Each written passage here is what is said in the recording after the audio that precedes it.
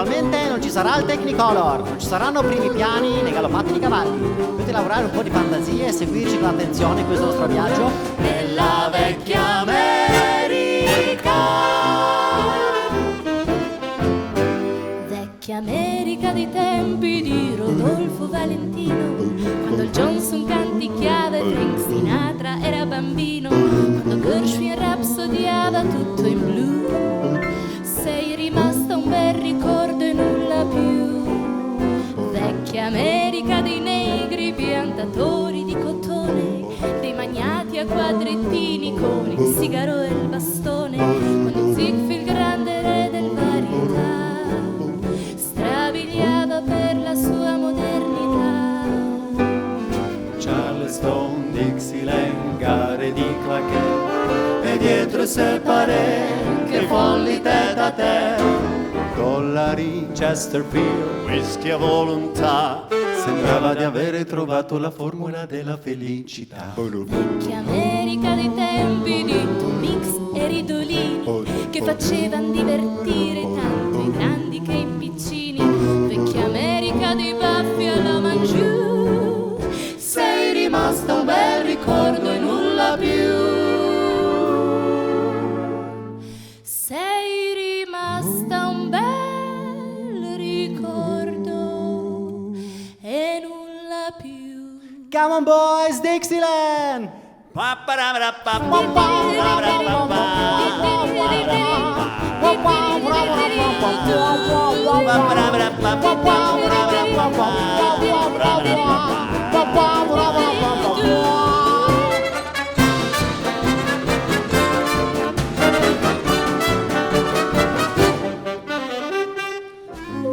Oh, come dimenticare i famosi Brothers, che con le loro canzoni ripetevano decine e decine di volte.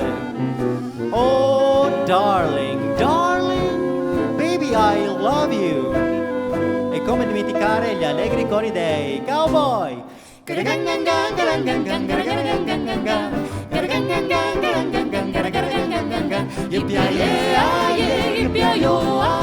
Canticchiamo galoppando notte.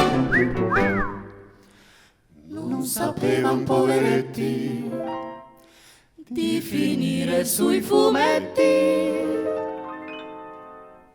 Vecchia America dei tempi di Mix, vecchia America di San Francisco, di Jack London e di St. Louis Blues, dei moicani in quantità.